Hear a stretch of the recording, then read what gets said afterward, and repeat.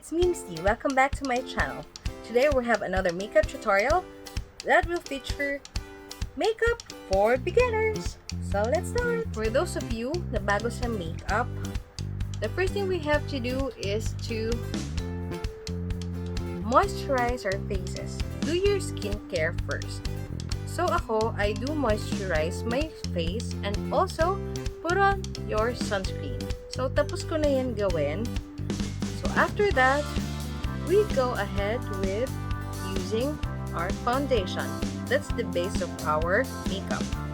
So invest in a good foundation. Ang foundation, you have many types. You have the liquid. You also have powder foundation. You also have the stick foundation. So right now, I'm going to use, I usually use Maybelline.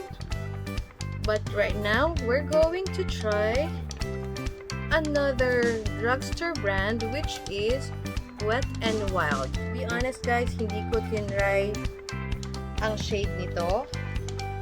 And I'm not so sure if it's going to work for me, pero let's hope it does.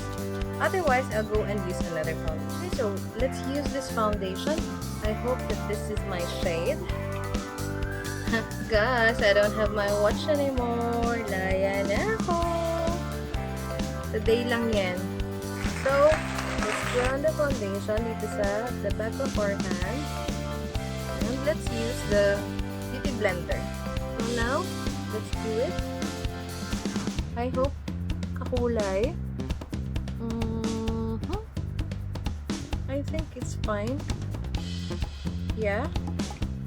I think the color is right. What do you guys think? Ganyan lang. So, gumamit kayo ng beauty blender. Ganyan. Bounce lang. Don't drag. Para ma-absorb yung product ng skin. Ganyan lang. At para flawless ang lapat ng makeup. Para maabot nyo yung mga corners, use that one. The other end. Ayan, diba? Kita nyo? There. Yan ang gamit nun. So, for the big areas of your face, just use the rounded end. I like putting it on top of my lips. Para, pag naglagay tayo ng lip product, yung actual na kulay niya ang maging result. Ayan, maglagay din tayo sa neck para walang harsh line at hindi iba yung kulay ng neck ninyo sa inyong mukha. And I'm using Wet n Wild Photo Focus Foundation. Dewy Lumineux. May pa-French tayo today. So, kung gusto niyo ng more coverage, you can add more, you can build that up. Ayan, add lang ng add if you want to cover more. Pero diba, flawless ang finish ng ganda. Ayan, so dagdag lang tayo if you want more coverage. Bounce lang. Sa mga bago na nagmi-makeup, don't be intimidated guys sa dami ng produkto, sa dami ng mga naglalabasang klase ng sponges, klase ng mga brushes, klase ng mga makeup. Just first start or begin with the basics. So yan. There. Good coverage. Dewy effect. I love that. Yun talaga yung ano sa akin kanina. Naka-cut ng attention. The dewy finish. Ayan, di ba? Medyo, kasi pag hindi siya matte na parang magiging cakey yung mukha mo. Pag dewy, medyo fresh looking. And more natural. You are like me and you have dark under eye.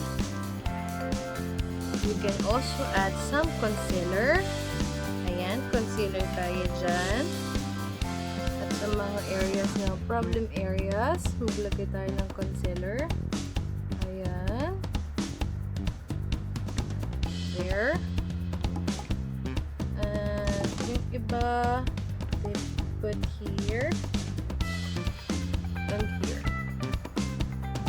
So let's blend that again using the beauty blender. Yun pa din, same.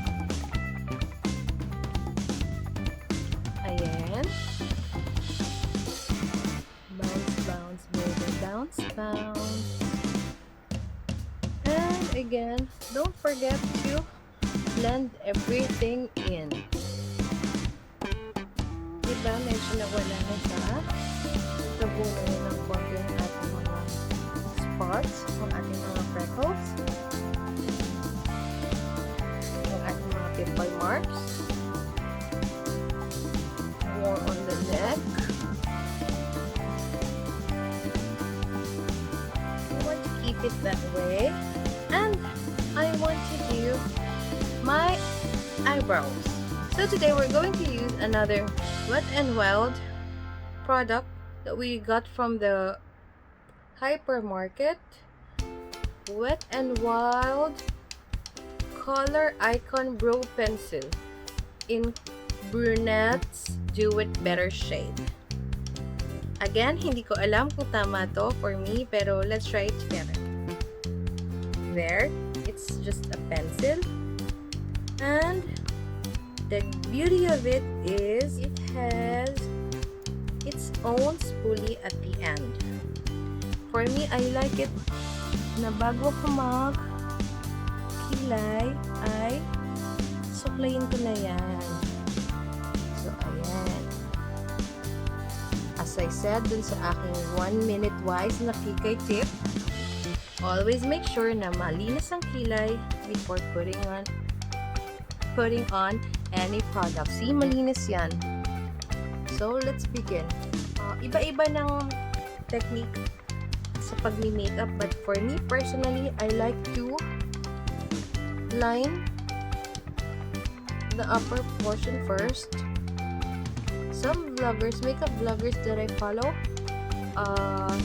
gusto nila sa ilalim. Pero ako, I want to start at the top. And I'll just follow that there, and very lightly I will fill in the gaps. Again, kapag nilang ko sinasabi, parang nag-i-exam lang. Fill in the blanks.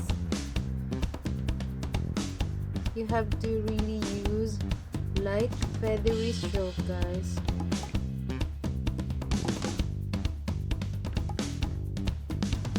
May trivia ko, guys. Ganyan din yung buhok nyo sa kilikili. Makikita nyo hindi pantay. Mas marami sa isang side. Laging ganyan. Check nyo. Taas ang kamay dyan sa mga tumingin sa kilikili. Pero hindi, no joke.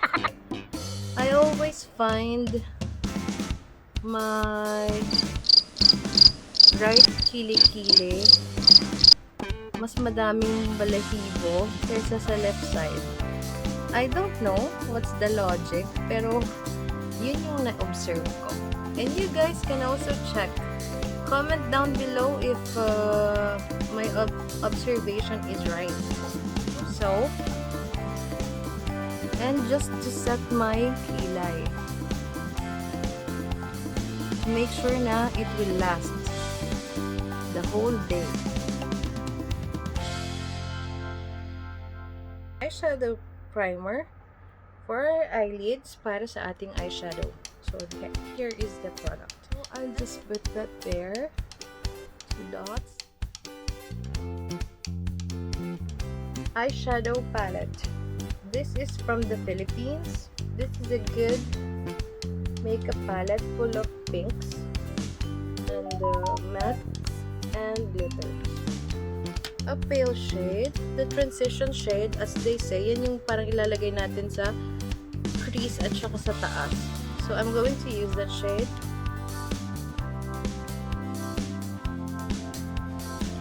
So that's fine. It's darker. I'm going to add this one, the last one. So we started from this And we went to that. At ito naman yun. So there you have it.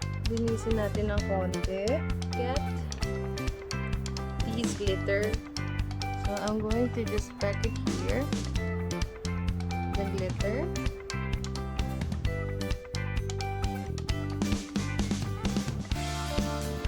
We're going to set a face with the with the setting powder. You can use any powder you like. You can use loose powder, baby powder if you like, or tinted powder, whatever you want to call it. So mag-ingat lang kayo dahil nakapilay na tayo. You can use any dark powder or cream that you have.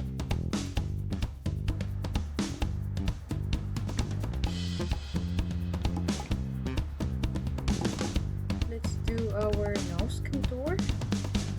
We use the powder again, the same powder that we just used for our face. So put on our blush on, highlighter. Lipstick. I'm going to put on my lipstick.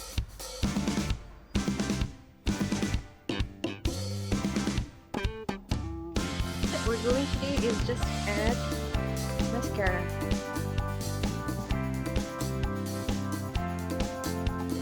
Just let it dry for some time and then you will just clean it again. To set it all off and make sure that while you're partying, nandiyan pa rin yung makeup nyo, don't forget to use a setting spray.